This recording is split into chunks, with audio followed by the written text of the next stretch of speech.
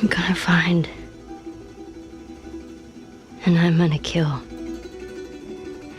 every last one of them. How about new? Hello Internet. Today I will be attempting to get the Platinum Trophy in The Last of Us Part 2 without killing anyone. That means beating the game's main story twice, collecting 286 collectibles, kill me now, and fully upgrading all weapons and characters, all without killing a single enemy. Is this even possible? Probably not. So my adventure began, and I was very confused. I thought I had bought a game about cannibalistic mushroom zombies, but I had in fact bought a teen drama game. She kissed me. It was just Dina being Dina. She didn't mean anything by it. We're broken up 1 week and you make a move on my girl? I found myself in a totally orcs love triangle within my group of hot ethnically diverse friends. Oh, fuck, this is awkward. Apparently I had smooched my buddy Dina, who was also Jesse's ex, in the middle of the dance floor at the Tipsy Bison, and now everybody was talking about me in the town. I started to feel very anxious, so I decided to go eat some bigot sandwiches and pelt snowballs at small children to help me calm down. Once I felt a bit better, I decided to go on a little horse ride with Dina and talk about our emotions and stuff. When bam, all of a sudden, I shapeshifted into an entirely new character. Abby, the 3-time powerlifting world champion and all-round nice girl. I woke up in a panic because once again I had found myself in a love triangle. My best friend and ex-lover Owen had accidentally got my friend Mel pregnant. Mel's pregnant. Oh. Okay. It's not just that, though. Should I say congrats? Hey. Don't. I felt sad about this, and so ran into the wilderness to cry. You got Mel pregnant. When disaster struck, I bumped into an infected under the floorboards of someone's house, and I was forced into killing him. Yes, I have failed the challenge within the first 2 minutes of this video, but you should stick around to see just how many enemies you're forced into killing in this game, which is supposed to be about why violence is bad. From here, we switch back to Ellie, who had interrupted her horse riding session to go get something to eat at the supermarket, which is where we had our first set of real encounters in the game. The first encounter went fine. I just sprinted past the infected and jumped out the window, which seemingly cracked the space-time continuum, and in the midst of all that chaos, the infected died. But I wasn't the one who killed it, so we're all good. Except we're not, because I was forced into killing another goddamn enemy. Stupid tutorials. After this, I discovered the best strategy for avoiding kills in the game, and that was to use my girlfriend as a human shield while I ran around in circles like a demented crackhead. I'm not proud of my methods, but damn it, it was effective. Dina absolutely wrecked those lads. To celebrate this victory, me and Dina went and stole some drugs from the supermarket, and I consumed 30 of them at once to bury years of trauma. Which earned us our first trophy. Hooray! The next encounter was slightly trickier. I died 3 or 4 times, but eventually we got through it. And by we, I mean Dina. We were just leaving the store when a massive storm came in, and Dina said we needed to take shelter. So she lured me into her secret sex dungeon, where we got our second trophy for upgrading our gun. And also did some naughty, and then some more naughty. Which perhaps wasn't the best idea, as my papa had been kidnapped by Abby. Jesse came to tell us, and we frantically rushed over to a nearby cabin. But it was too late. Joel was dead, and that bastard Manny had hawk-toured on his corpse. Me and Dina felt kinda guilty. If we had have wrapped up the hanky-panky a bit faster, perhaps Joel would still be alive. Spurred on by this guilt, we set off on an epic quest for revenge, which took us all the way to Seattle, where we encountered an hour and a half of collecting lots of tap, trading cards, pieces of paper and shit like that. But hey, we got a couple trophies out of it, so that's good. For one of the collectibles, we had to go rob a bank full of infected, and this was really hard to get through without killing anyone. Yes, also this is my face. This is what I look like. I couldn't think of an organic way to add this into the video, but yes, this is me. I'm now here for the rest of the video, sometimes, kind of. Anyway. Where the fuck is Dina? Can you do something, please? Ow! Dina, please stop being a useless bitch. Bruh. Did I kill him? Fuck's sake, I did kill him. Oh! Uh-oh. Uh-oh. Oh my word. I am the Duke King. Oh, whoops. Oh. Ow. Fuck, this is difficult. Whoops.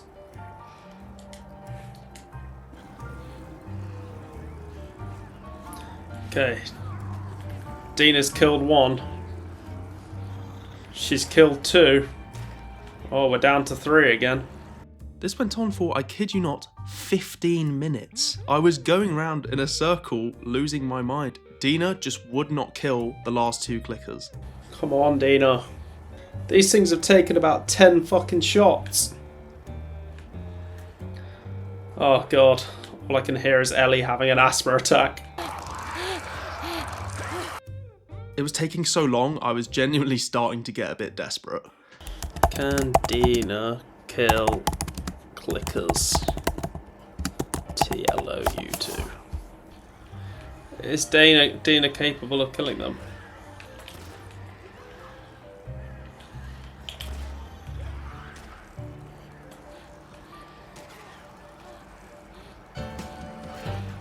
Yes, Dina, well in. Come on, 1 more.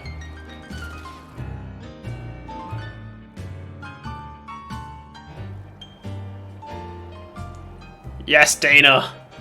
Oh, we did it. Okay. Fuck, that was tense. It took me about half an hour and about 15 attempts to finally get Dina to clear out all the infected, but eventually we got there, and we were rewarded with Nathan Drake's ring and its corresponding trophy. We did some more scavenging, Rad. had the shit scared out of us, Oh, fucking hell. and then sat down to have a little sing-song. Remember that night by the bonfire? Yeah.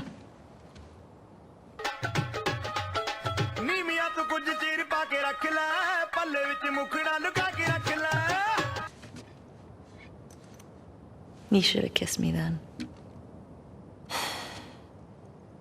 I wanted to. But that's enough farting around. Me and Dina are on a mission, and that mission, rather inconveniently, required us to get some petrol from the courthouse garage so that we could open this gate. This part of the game sucks because it's basically an hour-long fetch quest, but it really sucks when you're trying to get through this damn courthouse without killing anyone. I could have stealthed my way through the first part, but didn't because I'm a moron, so that took forever. And then we got to the garage, which took even more forever. That whole section was a complete ball ache, but things were about to get so much worse.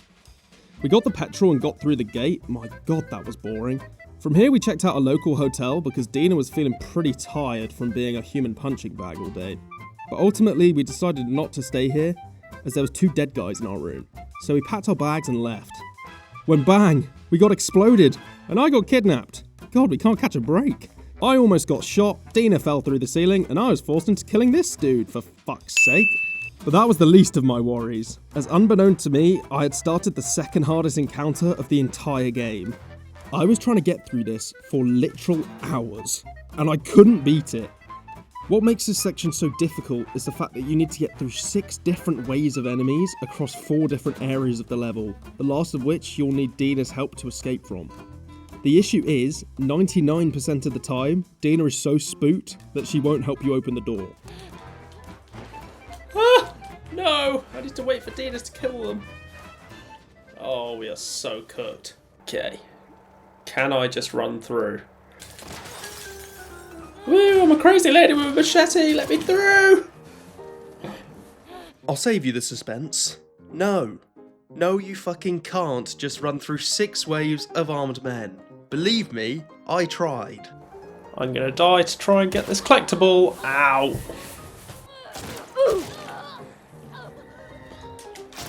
Fuck! I'm about to die.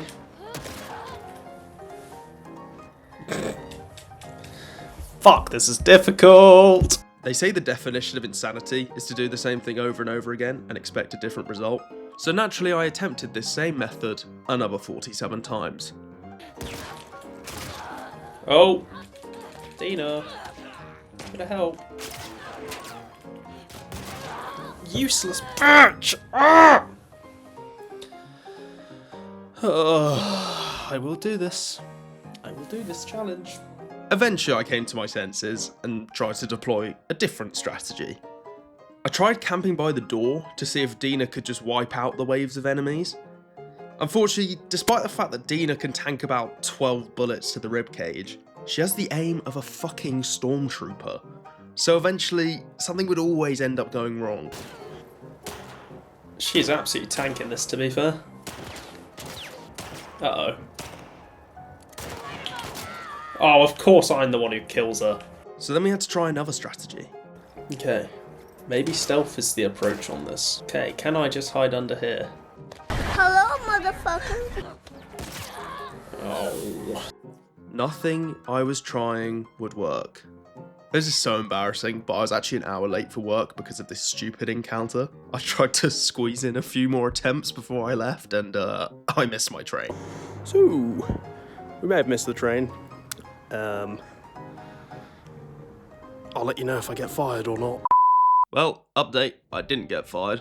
I still work that job, and I hate it. So please like and subscribe so I can hopefully quit one day. This is a new channel, so your likes and subscribes go a long way. Anyway, thank you. Back to the video. Anyway, this stupid encounter was ruining my life. So I resorted to a cheeky Google search to see if anyone had a method that worked. And when I watched the footage, I have to admit, I was skeptical. Why does no one ever show proof? That looks a bit sussy-backer to me. The method I found involved running through this first set of people, sneaking past the second group by diving into the grass, jumping on and then instantly off this patch of roof, hiding in this very specific corner, getting back on the roof, sprinting away to the corner of the rooftop, and then sneaking under these two very specific AC units. It doesn't work if you do any other AC units, and then throwing a Molotov. Now, I don't know why the fuck this works, but it does! And needless to say, I was absolutely over the moon. Please. Yes. Yes, yes, yes, yes, yes. We fucking did it. Come on. It's like fucking 11 o'clock. I've been at this for hours. After this, things were fairly chill. We picked up some collectibles, popped a trophy for fully upgrading our pistol, and admired some cool artwork. Modern art sure is weird, huh? However, our art viewing was interrupted by loads of bad guys with guns. We employed a new strategy for this counter, and just sprinted past everyone, which worked, although we did end up in these underground tunnels as a result. Here we encountered a strange creature which closely resembles your mum. Here I had to deploy what I call the Batman technique, where you beat someone almost to death, but not quite, because you're a good guy. I had to help Dina kill two shamblers by firing round after round into their faces, and I would push them just to the point of death and let Dina deliver the finishing blow.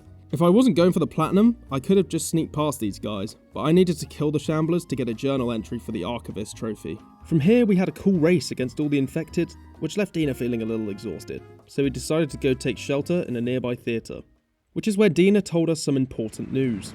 Really?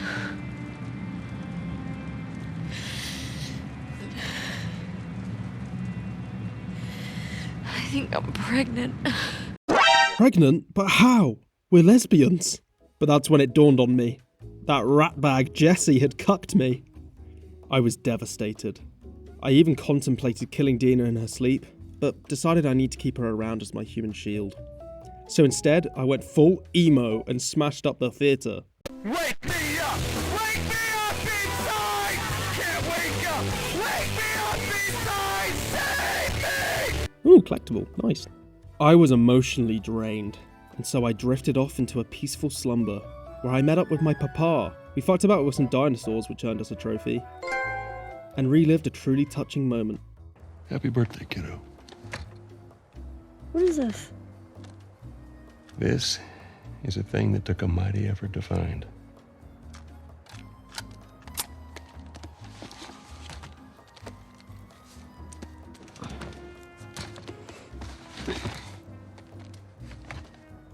Close your eyes.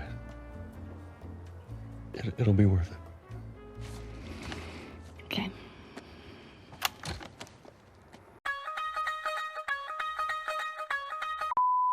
Anyway, it was all a dream. Joel is dead, my girlfriend has cheated on me, and my life sucks. I woke up and was shocked to find that Dina had fixed the cupboards I'd smashed overnight. I was gonna ask her how she achieved such an outstanding DIY accomplishment, but I was rudely interrupted by the news that my Uncle Tommy was going on a killing spree in the lovely town of Hillcrest. Upon arrival, we had a fairly simple encounter, which I managed to sneak our way through, but the same can't be said for this next encounter. This dickhead with a bow jumps us, and we can't leave this room without killing him. So, you guessed it, it's another unavoidable kill. And brace yourself, lads, because we are about to have a horrible streak of forced kills. After this tragic incident, I had to sprint past tons of WLF, when suddenly I was grabbed from behind, and when I turned around, I couldn't believe it. Jesse! That treacherous bastard had followed me and Dina all the way to Seattle. Me and Jesse stole some dude's car and made a break for it. I thought it'd be funny to fuck with Jesse by just not shooting back at the enemies. Watching him panic while bullets flew past his head was great. Oh, but the smile was soon wiped off my face as some random dude grabbed Jesse by the neck, and I had no choice but to shoot him in the face. Oh, and there's more bad news. We also had to kill this guy in the truck, and this clicker who was crawling on the car. So that's the kill count, almost doubled in one encounter. After a quick swim, we made it out of there alive and returned home to Dina. Those two were a little bit too familiar for my liking. They ask you how you are, you just have to say that you're fine when you're not really fine. But that was the least of my worries, because this is where the challenge gets well and truly bum-f***ed. Tommy forces us into killing a whopping 14 infected, and reluctantly, I had to 360 no-scope all of them.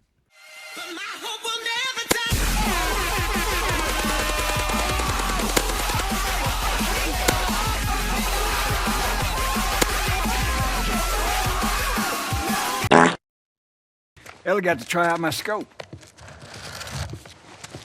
How'd you like it? Yeah, feels good.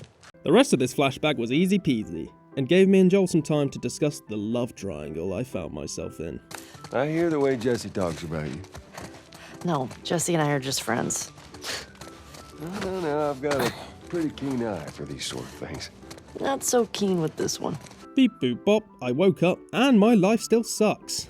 I went upstairs and spoke to Dina, and she told me that Abby's friend Nora was currently at the city's hospital, so off I popped. But I must have taken the most dangerous possible route to the hospital, because I bumped into a shit ton of WLF, a shit ton of scars, and a shit ton of infected. And with that, of course, comes a shit ton of unavoidable kills. The first of which came in this building, where I had to kill these 3 infected to get a collectible, which doesn't spawn unless they're killed.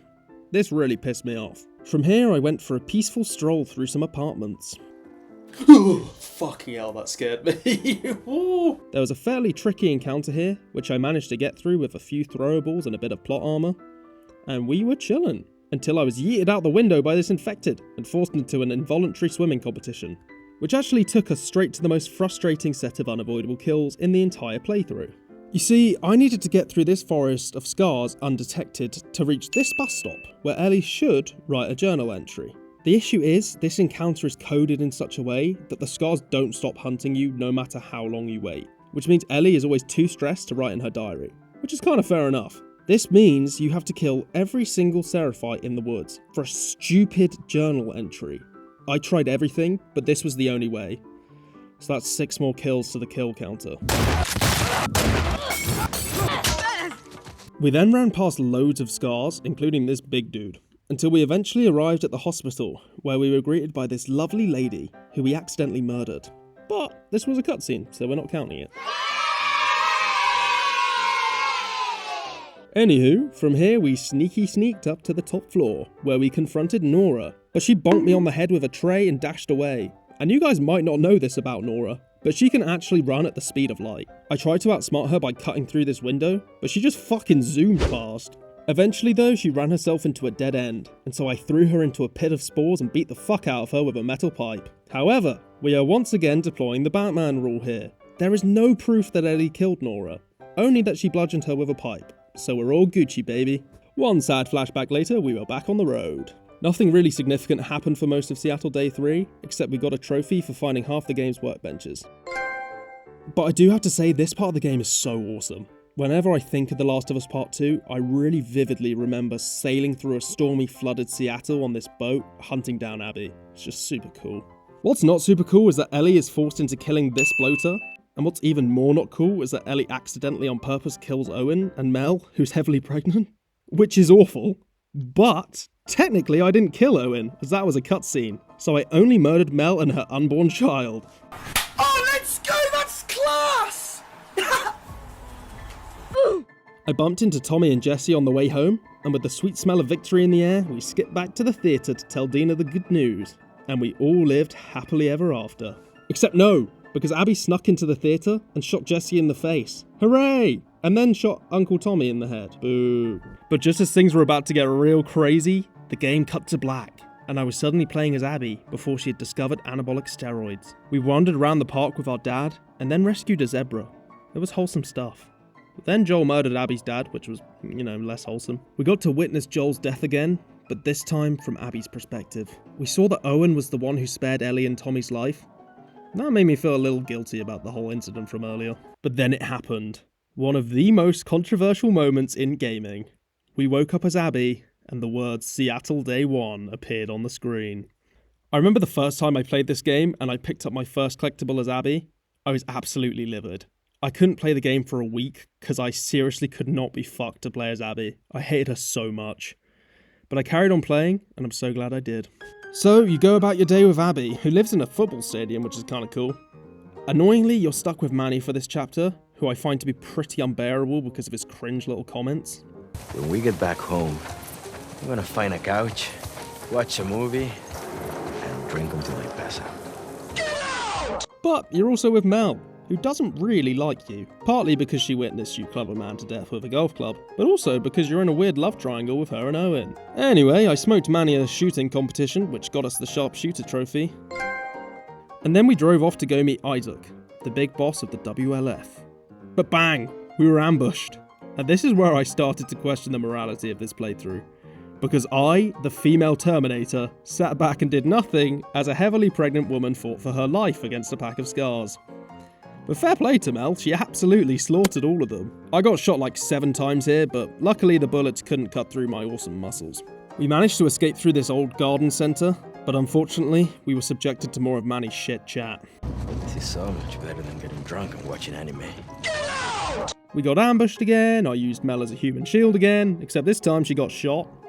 Whoops. Anyway, I'm sure she'll be fine. We made it to the big boss, who told us that Owen had betrayed the WLF and has gone into hiding. He also told us that we were supposed to be leading an invasion of the Scar Island, which is kind of cool, but anyway. Abby's quite fond of Owen, and so goes on a quest to find him. We had a real cute flashback where we see a young Abby and Owen exploring an abandoned aquarium, and I gotta say it guys, Owen is one of the best characters in the game. He brings that kid-like joy that Ellie had in the first game to this godforsaken, depressing sequel. You know, I don't think I can live like this anymore, Abby. Owen, I'm serious. I will break up with you. Owen. I always loved you. Don't! Blah blah blah, that was wholesome, back to business. We've got a platinum to get and an Owen to find. We ditched Manny, thank God, and headed for the aquarium. En route, we found this weird looking egg, which gave us a trophy. And things were going swimmingly. Until I ran into Mrs. Trunchbull from Matilda. She tackled me to the floor, and I Mike Tyson'd her ear. But it was too late. A sexy cult leader came and bonked me on the head with a hammer. While I was unconscious, I drifted back to a happy memory of Christmas at the aquarium. We had an archery competition with Owen, which earned us the Put My Name Up trophy. And we drank some festive hooch. It was lovely. But then I woke up. It was all a dream, my life sucks, I'm hanging from a tree, and I'm about to be disemboweled by this weirdly sexy cult leader. That was until this other girl got dragged over and got absolutely shit mixed with a hammer. Thankfully, some skinhead came and rescued us. Hooray! But this was not to be a moment of celebration, because we had just activated a sequence of scenes which forced us into 12 kills. Bruh. We're forced into killing one infected up here to activate Abby's awesome mini cutscene thing. But then we run down the hill, and Lev takes these guys out no problem. But then, for some unbeknown reason, he has a nervous breakdown as soon as Mrs. Trunchbull rocks up. He just sits there with his bow and arrow and cuddles his sister while I fight this pickaxe-wielding maniac. So I'm forced into killing her, and then we escape into this warehouse. Lev will kill the first couple of enemies until you try and get out of the locked door. Then he just buggers off and leaves you to fight off waves of infected on your own. Lev will not rescue you until you kill at least 10 infected. So that's what I did. And eventually we escaped. I was feeling pretty pissed off about the whole Mrs. Trunchbull incident, so decided to ditch those losers and go have some hot and steamy time with Owen, who we found chilling in his boat. After I'd finished destroying a happy relationship, I decided to go back and save Lev and Yara, because I had a scary dream. Once I reached the kids, I took them back to the aquarium, and luckily one of the best surgeons in Seattle happened to be in the building. Mel gave us a list of supplies she would need to cut off Yara's arm safely, and me and Lev set off to go to the hospital. We talked about feelings and stuff, and popped a trophy for finding all the training manuals in the game. From here we climbed up onto this sketchy bridge, and then we did our best impression of Tom Daly. After a little swim, we popped the trophy for unlocking all safes, and then ventured into one of the scariest buildings in the entire game. A place I thought it appropriate to do a monologue about how the gameplay makes you like Abby. I feel like the directors of the game gave Abby the better sort of levels and better gameplay in order to get you to like her more, but maybe I'm overanalyzing, because I just find Abby's part of the game just so much more fun from a... Ellie's parts. Oh my god. Run. As I was saying, Ellie's got some good parts in the game, but I do find Abby's to be more fun. So, after getting a new pair of underwear, we ventured further down the building and managed to get to the hospital without any unavoidable kills. At the hospital, we got kidnapped by the WLF for lying about why we were there, but luckily, Usain Bolt set us free and led us into one of the most infected areas in the entire city, Ground Zero. This area was super cool to explore and had some really interesting collectibles which told you the story of Outbreak Day, and this was very enjoyable up until the Rat King fight. Oh, hello there! Which was awesome, don't get me wrong, but was unfortunately another unavoidable kill. Sad times, I know. Anywho, we grabbed all the medical supplies we needed and headed home so that Yara could be dismembered. Safely, of course. So, Yara's life was saved, Mel found out I had cuckolded her, I kicked a chair, and Lev ran away to Scar Island. Which meant me and what was left of Yara had to head off to the marina base to go find a boat. When we bumped into Manny, no, who minutes later got shot in the head. So, after one quick scuffle with Tommy, what a reveal by the way, we sailed off towards the island, where we managed to pop 2 trophies, one for doing half the player upgrades, and another for collecting all coins. From here we had a slightly challenging encounter, which we managed to get through murder-free due to a handy change in spawn point halfway through.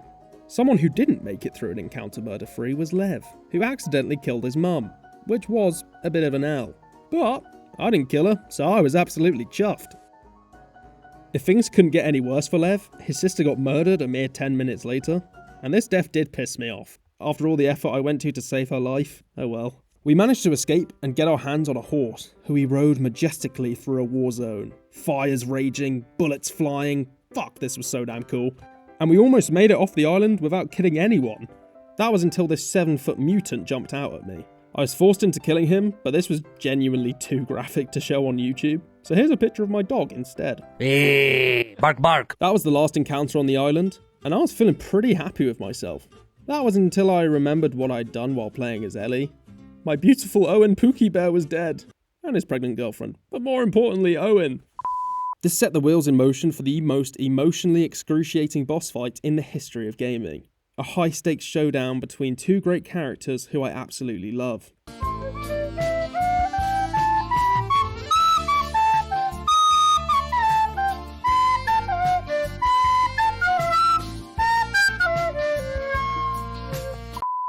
Abby had gone full Khabib Nurmagomedov and was hitting Ellie with some nasty ground and pound. When bang, Dina comes out of nowhere with the shank. Lev saves Abby by shooting Dina in the back. Dina eats some concrete and is about to get shanked when Lev gives Abby a sad look and she decides to spare her. Now pause, I've got to say something. The stretch of game from the exploring the hospital part to the Ellie boss fight is for my money the greatest couple hours in the history of gaming. The emotions, the graphics, the set pieces, just inject it into my veins. But some of the shit that happens in the following 2 hours is kind of fucking dumb, I'm not gonna lie. God only knows why Abby spares Ellie again, because that worked out so wonderfully last time. And then going all the way to Santa Barbara, the Rattlers, this weird crucifixion vibe, it's just low-key bad. Anyway, rant over. A few months had passed, and I was now Ellie again. I had a shit haircut, a loving family, and some gnarly PTSD. This part of the game always warms my heart. I love the house, the sunset, and I absolutely adore the music. Anyway, it was great. I tried not to cry at the dance scene. Everything was perfect. That was until Tommy, who is somehow alive, came over, and he guilt-tripped me into going all the way to California to kill Abby, despite the fact she'd literally spared me and my girlfriend for the second time. So off I went for the stupid part of this game, Santa Barbara, which was a bit of a roller coaster in terms of trophies. We came across this workbench, but we couldn't use it due to the bloaters in the house. The trophy states that you simply need to find the workbench and doesn't say anything about using it, so hopefully we should be fine. From here we kept exploring and accidentally got stuck in a trap. We were left hanging from a tree, which made us look like Syndrome from The Incredibles. This is when Logic, and the most racist looking man ever, came and taunted me for a bit. I brutally killed one of them, and then the racist one told me that Abby is being kidnapped and held as a slave in a big round building. God, this is so dumb. That's why I love Nestle Crunch. From here, we got the most ridiculous journal entry ever. I thought I'd have to kill a bunch of enemies to get to it, but no, apparently not. Sneaking along the floor while surrounded by armed men somehow works. Hey, I'm not complaining. After this, there was an absolute gold rush of trophies, as we found the last workbench, artifact, and trading card respectively. But now, we had one last challenge. All playthrough, I had been dreading this encounter, because it's definitely the hardest area in the game when playing on the higher difficulties. But, turns out this pop's kind of easy on medium difficulty. If you just sprint past everyone and throw a couple bricks, you're fine. So, that was a bit of an anticlimax. But not as much of an anticlimax as this game's ending. We went down to the beach where we found Abby and Lev, who had both been tied to big wooden spikes. We cut them down, and they helped us to find a boat to escape this hellhole. This doesn't make any sense. Why has Ellie come all the way to kill Abby and Lev, and now they're suddenly working together? I mean, even Abby herself seems very nonchalant about the whole thing. It's really odd. Anyway, just as we were about to leave, Ellie remembers why she travelled all the way to fucking California. So she forces Abby into fighting her. We have an awesome brawl on the beach, Abby eats my fingers, and just as I'm about to kill her, I realise that perhaps killing is wrong. And so I stopped. I mean, it would have been helpful for the challenge if you realised that a bit sooner, Ellie, but oh well. Anyway, the game concludes with the most beautiful and heart-wrenching cutscene, and then an awesome shot of Ellie walking away from her house. The end. So, we finished the game with 46 kills in total, so not great. But we're not done yet. I still needed to play through the entire game again to get the rest of the weapon and personal upgrade trophies. But this time, we did it on Grounded. Well, until I reached the first real encounter of the game, and it took me an hour and a half to beat. Yes! Yes! Yes! Yes! Yes! Fuck! Yes! Oh my word, that took so long. Oh my god. How long did that take? That took an hour. What have I done? What have I done? So yeah, fuck that. We quit and played through the entire game again on easy difficulty. We had to kill all the same enemies again, except for these 3 infected that we previously needed for the artifact, and these 6 scars we killed for a journal entry. But after all that, it was done.